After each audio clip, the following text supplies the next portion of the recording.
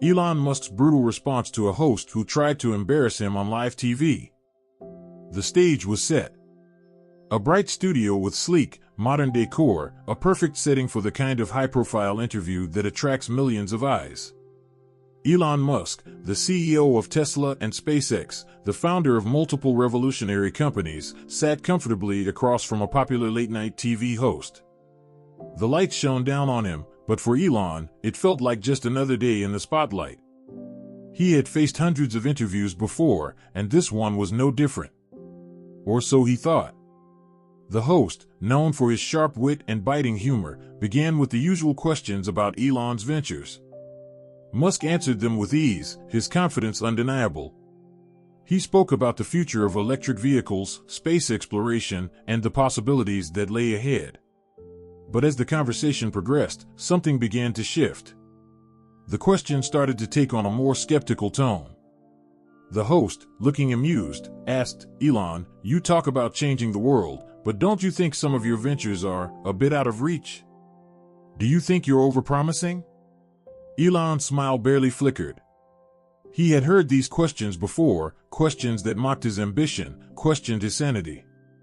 But this time, the host wasn't being subtle. He continued, "SpaceX, Tesla, Neuralink, it all sounds like a sci-fi movie. Do you really think the average person sees these things as realistic?" The audience chuckled at the question, some nervously, unsure of where this was going. Elon's eyes narrowed slightly, but his tone remained composed. "I don't think the average person needs to understand every detail, but I do think they will benefit from it," he responded. "We're working toward a sustainable future, and that's something that will affect everyone." But the host wasn't done. Leaning forward, he pressed further, his voice laced with a bit of mockery. "But isn't that a bit arrogant, Elon? To think that you know what's best for the world? You've made some bold claims, but haven't there been some major failures along the way? The Tesla Model 3 production issues, the time it took to get to Mars, isn't that proof that you don't always have the answers?" The room grew slightly tense. Elon's calm exterior was still intact, but the audience could sense the shift. This was no longer an ordinary interview. The host's questions weren't meant to inform, they were meant to undermine. Elon's mind was already working. He had always prided himself on his ability to remain calm under pressure. In the past, he had faced critics, doubters, and even outright hostility. But this time, the host seemed determined to provoke him. The subtle digs, the dismissive tone, Elon recognized the strategy. He wasn't just there to talk about his companies, he was there to be torn down. As the questions continued, they became even more pointed. "Isn't it true that you only succeeded because you were born with a silver spoon in your mouth? You come from a wealthy background, so shouldn't we take your rags to riches story with a grain of salt?" the host asked, leaning back in his chair, clearly enjoying the discomfort in the air. The question was aimed at one of Musk's most well-known and controversial aspects, his upbringing. Many saw him as a self-made billionaire, but others were quick to point out that his family's wealth had played a significant role in his success. The host knew this would get under Musk's skin, and he was right. Elon's jaw tightened ever so slightly, but he didn't let his frustration show. "I don't think anyone can deny that the environment you grow up in can influence your path," Elon replied, his voice measured. "But what matters is what you do with what you have. And I've always tried to build something that has value for the future." The host raised an eyebrow, clearly sensing the subtle challenge in Musk's words. "That's an interesting way to put it," he said, but there was a hint of sarcasm. "But tell me this, do you ever stop to think that maybe you're just overextending yourself? You can't change the world with just your ideas. And let's be honest, some of them are pretty out there, like sending humans to Mars. Do you really think that's something we should prioritize?" Musk's gaze shifted for a brief moment, scanning the room as if taking in the situation. He had been asked about Mars countless times, but this felt different. The host wasn't asking a genuine question, he was challenging Musk's very vision, mocking it. And what was worse, he was doing it in front of an audience that was hanging on every word. But this time, Musk didn't respond with his usual diplomatic answer. Instead, he gave a slight nod, as if conceding the point before delivering his own message. Maybe, he began, his voice calm but carrying an undertone of authority. It sounds crazy to some people, but I think the world needs crazy ideas. Otherwise, we'd still be stuck with the status quo. The host's smile faltered for a second, but he quickly regained his composure. So you think your way is the only way? That you're the one with all the answers? Musk's response was swift and direct. I don't think I have all the answers, but I do think we need to push forward, even when it feels impossible. And that's something I've always believed in. The tension in the room was palpable. The host could see that Musk wasn't backing down. What had started as a playful interview was quickly turning into a battle of wills. The host, sensing the opportunity to go for the jugular, leaned in one last time. Well, Elon, he said with a smirk, it's clear you're not going to admit to any mistakes. But I'll tell you this, at some point, those crazy ideas are going to crash and burn. And when they do, will you still be the one to fix it? The question lingered in the air as Elon's eyes narrowed. The stage was set, and the confrontation was about to escalate into something far more intense. The host had poked the bear, but little did he know, this bear wasn't just ready to fight back. It was about to take the gloves off. The tension in the room thickened with every passing second. Elon Musk sat there, his hands folded in front of him, his gaze steady as the host continued his line of questioning. The audience could feel the shift from the usual lighthearted banter to something more personal, more pointed. It was clear now, the host wasn't interested in getting to know Musk's vision or learning about his companies. No, the host had a different goal in mind. The host, sensing the shift, leaned forward in his chair, eyes narrowing. So, you think you're above the criticism, right? That your ideas are infallible? That nothing can ever go wrong? He grinned, clearly enjoying the discomfort that his questions were creating. The audience held their breath, unsure of where this was headed. This wasn't just about technology anymore. It was personal. Elon, ever the strategist, responded coolly, I never said I'm infallible. But I do believe in the power of innovation. And sometimes, you have to take risks. Without risks, we'd never progress. The host's smirk deepened. Ah, the old take risks to change the world speech. We've heard that one before. But let's be honest here, Elon, a lot of your ventures haven't been exactly smooth sailing. Tesla has had its share of issues, SpaceX has had its failures, yet you still push forward like nothing ever went wrong. Is this really the attitude we should admire? Or should we be questioning whether you're just throwing money and resources at problems without thinking through the consequences? The question hung in the air like a sharp blade. The host knew exactly what he was doing. He was trying to corner Musk, to catch him in a moment of weakness. He was no longer asking thoughtful questions, he was trying to provoke a reaction, and he knew exactly how to do it. He was looking for Musk to flinch, to admit that perhaps, just maybe, some of his grand ideas were not as perfect as they seemed. Elon, however, didn't flinch. Instead, he leaned back slightly, his expression unchanged. You know, I think it's easy for people to criticize from the sidelines, he said, his voice steady but firm. But creating something that truly changes the world requires vision, even when things don't go according to plan. Every company, every entrepreneur, faces setbacks. What matters is how you respond to them. The host didn't look satisfied with the answer. But what happens when those setbacks start to pile up, Elon? When the promises you made start to fall apart? How do you respond to that? He pushed further, his voice now more pointed, as if daring Elon to slip. There was a brief silence, and for a moment, it seemed like the whole room was holding its breath. Elon's eyes narrowed, his demeanor unchanged. When things go wrong, you don't walk away. You solve the problem. You learn from it and move forward. That's how things get done. The host, sensing a momentary lull, suddenly switched tactics. He smiled slyly and asked, is it true that you've had a bit of a falling out with your board of directors recently? There were rumors about disagreements over the direction of Tesla. How much of your decision-making is truly about what's best for the company, and how much is driven by your own personal ego? The words hung in the air like a poison. The host was once again targeting Musk personally, insinuating that his decision-making was more about pride and less about practicality. The host knew that many people viewed Elon Musk as an eccentric billionaire with a massive ego, perhaps the perfect target for a public dissection. Musk's eyes flickered for a split second, barely noticeable to anyone but the sharpest observer. He knew this question was coming. It wasn't the first time people had questioned his leadership style. And it wouldn't be the last. But what mattered now was how he responded. With his usual calm demeanor, he responded, "I don't make decisions based on ego. I make decisions based on the long-term impact. Tesla's success doesn't depend on what's comfortable or easy. It depends on doing what's right, even when it's difficult." The host raised his eyebrows, clearly impressed by Musk's poise. But the game wasn't over. He pressed again, his voice laced with sarcasm. Right. But let's be real here, Elon. We're talking about a guy who once called himself the real-life Tony Stark.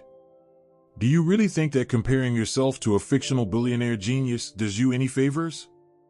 You're in the business of changing the world, not starring in a Marvel movie. The comment was a sharp jab at Musk's larger-than-life persona, one that had been built not just on his innovations, but on his public image as a modern-day visionary. To many, Musk had become synonymous with the tech world's version of a superhero. But to the host, that image was just fuel for ridicule. Elon chuckled softly, unfazed. "I don't think anyone is confusing me with Tony Stark. But I do think it's important to set a high bar. If you're going to change the world, why not aim for the stars?" He looked the host directly in the eyes, his tone unwavering. "I've always said that if you're not doing something that seems impossible, you're probably not doing it right." The audience seemed to settle in for what was about to come. The host's questions were increasingly pointed, but Elon had made it clear that he wasn't going to let himself be manipulated into an emotional response. He wasn't just sitting in that chair to defend his companies. He was there to defend his vision, a vision that was greater than the petty remarks of a late-night host. But the host, not willing to give up so easily, leaned forward one last time. "So, Elon, let me ask you this, what happens when your grand vision fails? Will you be able to admit it, or will you just keep pushing forward, pretending that everything is still on track?" The smile on the host's face was one of someone who thought he had finally cornered his guest. But Elon wasn't finished yet. The host could feel the atmosphere shifting in the studio. His questions, meant to rattle Elon Musk, weren't having the desired effect. Instead, they seemed to be provoking a quiet defiance in Musk that was making him more formidable with every answer. The audience, once unsure of how to react, now sat on the edge of their seats, waiting for the next move. The host had been playing a dangerous game, but this time, it seemed like he'd pushed too far. "All right, Elon," the host said with a smirk, leaning forward as if he were about to deliver the knockout blow. "Let's cut to the chase. You've been at the forefront of some of the most ambitious projects in the world. But at the end of the day, don't you think it's all just about making more money? I mean, let's be honest, Tesla's stock is through the roof, SpaceX is launching satellites, and you're building rockets that only billionaires can afford to ride in. How do you sleep at night knowing that all of this is just another way to make the rich richer?" The words landed like a slap, sharp and intentional. It was a classic tactic, a way to reduce Musk's accomplishments to mere greed and self-interest. The host's eyes sparkled with anticipation. This was the moment. He believed that, with this question, he had finally managed to expose Elon for what he truly was, just another billionaire out to make a fortune, no different from the rest. But instead of the discomfort the host was expecting, there was only silence. Elon Musk sat there, unblinking, his expression unreadable. The tension in the room was so thick, you could practically cut it with a knife. Then, with a slight smile that didn't quite reach his eyes, Elon spoke. His voice was calm, but there was an undeniable edge to it now. "It's easy to assume that when you're successful, it's just about money. But that's not why I do what I do. It's about more than that. It's about the future. It's about ensuring that we have a place to live when this planet can no longer sustain us. And it's about giving people opportunities they never thought possible. The host blinked, clearly taken aback by the sudden shift in tone. But what about those who can't afford a Tesla or a trip to space? He pushed, his voice becoming more aggressive. You're talking about the future, but isn't that future only for the privileged few who can afford it?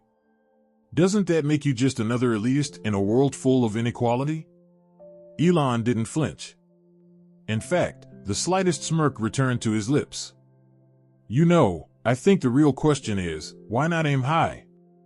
Why not make the future better for everyone? And as for inequality, I'm not the one holding people back. We're building electric vehicles and solar solutions to help anyone, anywhere. But no one ever remembers the roadblocks we faced just to get to this point. The host, visibly surprised by Musk's composure, tried again. So you think you're some kind of savior? The words were dripping with sarcasm, but Musk was no longer backing down. The challenge was on. Elon's eyes narrowed slightly, his demeanor shifting from calm to cold. The shift was palpable. He leaned forward in his chair, the energy in the room tangibly changing. I think the world needs a change, he said, his tone turning firm and unapologetic. And if that makes me a savior in your eyes, then so be it. But the truth is, if we don't aim for the stars, we're going to be stuck here forever. We're going to keep talking about the same problems over and over again without ever moving forward. The host recoiled for a moment, clearly unprepared for the sharpness of Musk's response. It was as though the tables had turned in an instant.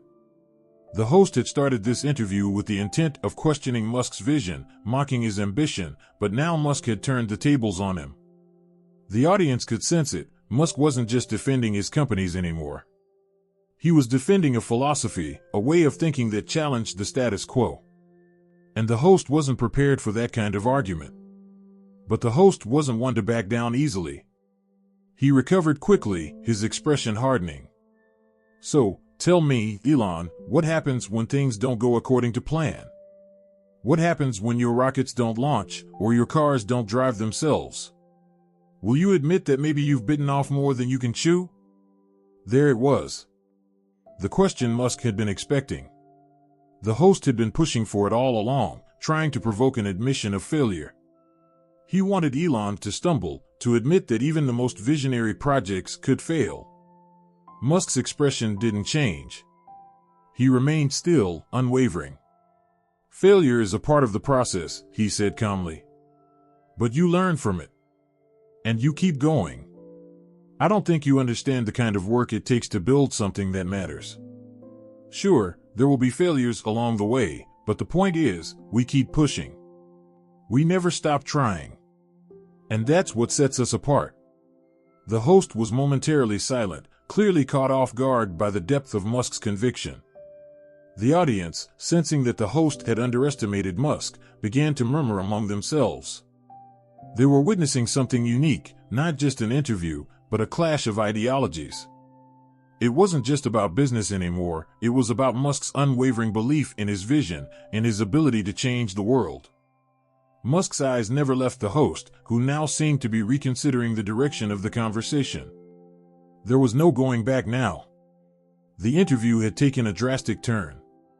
The host had poked the bear, but it was no longer about poking, it was about standing up to it. Musk leaned back in his chair, his composure completely intact. If you're asking me whether I believe in the future of humanity, I do. I believe in it more than I believe in anything else. And if that makes me a target, then so be it. But I won't stop. I'll keep pushing forward, no matter how hard it gets. The host blinked again, the words seemingly unable to find their way out of his mouth. The audience, meanwhile, was caught in a moment of awe, sensing that something monumental had just shifted. Elon Musk wasn't just answering questions anymore. He was making a statement. And in that moment, the host realized he had underestimated the force that was sitting across from him. The silence in the room was deafening. Elon Musk's words had struck a nerve, not just with the host, but with everyone in the studio. It was as though a switch had flipped, and the energy in the room had completely changed. What had been a back-and-forth interview now felt like a standoff. The host, visibly rattled, quickly shifted in his seat, trying to regain some semblance of control. But it was too late. Musk had already made his point. The interview had stopped being a lighthearted exchange and had become a confrontation, one that had left the host questioning everything he thought he knew about the billionaire in front of him. "Well, Elon," the host said after a long pause, his voice a little weaker now, "I didn't expect that level of intensity. But I guess that's what makes you a billionaire visionary, right?" His tone was almost sarcastic, but there was an unmistakable hint of unease behind it. Elon didn't miss a beat. "I don't do this for the attention," he replied calmly, his voice unwavering. "I do it because I believe in something bigger than myself. And I'm not here to play games." The host, clearly taken aback, leaned back in his chair, attempting to regain his composure. He looked around at the audience, who seemed to be hanging on every word, their eyes wide with a mixture of awe and surprise. This wasn't the kind of interview they were used to seeing. This wasn't the usual late-night banter. They were witnessing something far more intense, far more real. The host, trying to shift the conversation, asked, "But Elon, you must admit that not everyone is on board with your vision. There's a lot of criticism, particularly from people who feel left behind by the rapid pace of innovation. How do you respond to them? The people who say that you're just an out-of-touch billionaire chasing a dream?"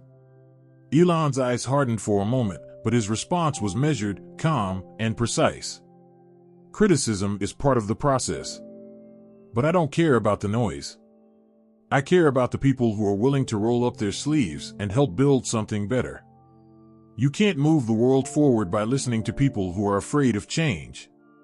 The people who are afraid don't matter. The ones who are willing to take risks and build something from nothing, those are the ones who matter." The host nodded, but there was a hint of skepticism in his eyes. "But doesn't that mentality alienate a lot of people, Elon? The people who don't have the luxury to dream big like you do? Don't you think there's a disconnect between the world you're trying to create and the people who can't afford to be a part of it?" Elon leaned in slightly, his expression unchanging. "If you don't think big, you won't solve big problems. There are always going to be people who criticize, who think the future is too far out of reach. But the truth is, the future isn't some abstract idea, it's something we're building right now. And it's not just for the wealthy, it's for everyone. But you can't move forward if you're constantly worried about the people who refuse to move with you." The host, realizing that the conversation was slipping away from his grasp, tried one last time. "So you're saying that the end justifies the means? That no matter the cost, the vision is more important?" Elon's gaze never wavered. "I'm saying that the cost of inaction is far greater than the cost of failure.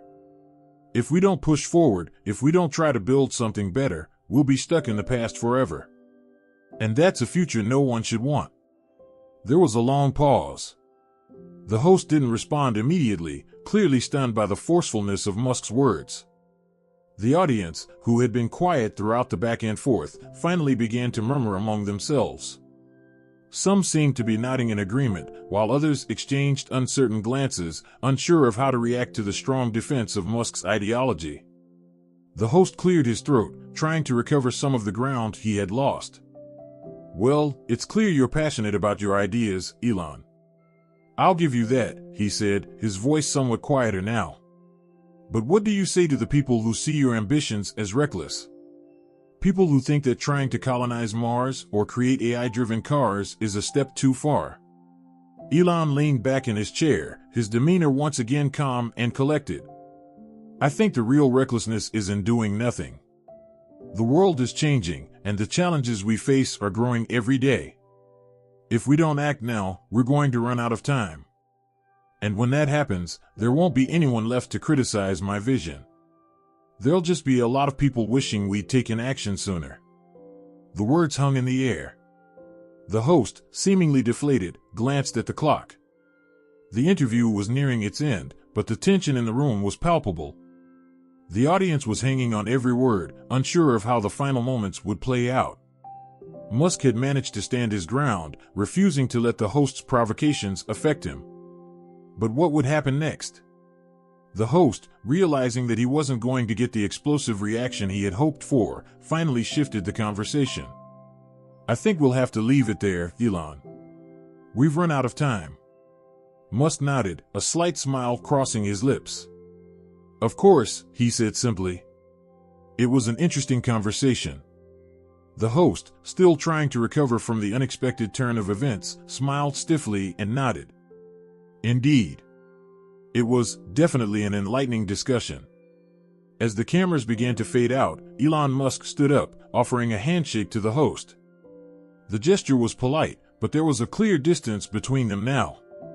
The host, for all his attempts to disarm Musk, had failed to get the reaction he was hoping for. Instead, he had found himself on the receiving end of a brutal but composed defense of Musk's vision. And as Elon walked off the stage, his confidence unshaken, the audience was left in stunned silence, unsure of what to make of the exchange they had just witnessed. One thing was clear: Elon Musk had made his point, and no one would forget this interview anytime soon. The cameras had stopped rolling, and the room was suddenly filled with the sounds of murmurs and shifting chairs. Elon Musk stood tall, his posture as confident as ever, as the interview came to a close. The host, though still trying to maintain composure, appeared visibly drained. He had hoped to break Musk, to create a moment of weakness that would humanize the tech mogul. Instead, he found himself outmatched in a battle of wits, will, and resolve. The host muttered something about thanking Musk for coming on the show, but it was clear that the sting of defeat lingered in the air. Musk's unshakable confidence had not only shut down every attempt to undermine him, but had also left the host questioning his own position. As the lights dimmed and the studio began to empty, Musk remained in his seat for a moment longer. He wasn't rushing out, he wasn't running from the situation. He was allowing it to sink in, letting the tension of the moment settle around him. The studio was quieter now, the energy in the air almost palpable. One of the producers, eager to catch Elon before he left, approached him with a slightly hesitant smile. "Elon," she began, choosing her words carefully, "I think we could all feel the intensity in there. That was a lot. You handled it well." Elon gave a small nod, his eyes still sharp. "I wasn't here to make friends," he said simply, before adding, "I was here to make a point." The producer seemed unsure how to respond, so she just nodded. "I think you made your point," she said, as if she, too, had been taken aback by the sheer force of Musk's responses. Musk stood up, smoothing the collar of his jacket with a slight sigh. "Good," he said, turning to leave. "Because the point is simple. The world isn't going to change unless we push it to. No matter how uncomfortable it makes people." As he walked toward the exit, there was a sense of finality in his movements. The host, who had tried his best to provoke and embarrass Musk, now seemed to be the one caught in an uncomfortable silence. The audience, both in the studio and watching at home, were left to process the weight of what they had just witnessed, a battle between ideals, where one side, the side of change and ambition, had triumphed. Outside the studio, Musk's PR team was waiting, ready to escort him to his next commitment. But as they approached, one of the team members hesitated for a moment. "Elon," she called, "we've seen the social media reactions. People are talking about what happened in there. Some are calling it an epic takedown. What do you think?" Musk paused, his expression unreadable for a moment as he considered the question. Then, his lips curled slightly, almost as if amused by the thought. "It's not about takedowns," he said, his voice calm but firm. "It's about standing your ground when you know you're right." As the team ushered him toward the car, the world outside was buzzing with opinions. Social media was flooded with reactions. People were praising Musk for his composure, for standing up for his beliefs and defending his vision of the future. Others, however, were critical, questioning whether his approach had been too harsh or arrogant. The debate, however, had only just begun. But what was clear was that Musk had once again proven his ability to command attention, to control the narrative, and to turn any situation into an opportunity to reinforce his larger message. Inside the car, Musk sat back, his mind already on the next challenge, the next frontier to conquer. There was no room for complacency. The world was always changing, and Musk intended to change it right alongside it. As the car sped through the streets, Musk looked out the window, the bustling city blurring past him. His thoughts were on the future, on Mars, on sustainable energy, on artificial intelligence. And for a moment, the weight of the interview seemed to fade away. But deep down, he knew that this moment would stick with him. It wasn't just about proving a point to the host. It was about showing the world that, no matter how tough the questioning or how harsh the criticisms, he would always stand tall, unflinching, committed to his vision. Because in the end, the only thing that truly mattered was moving forward, no matter the obstacles. And as the car turned a corner, Elon Musk allowed himself a small smile. The world may have questioned him today, but he knew something that they didn't. He was just getting started.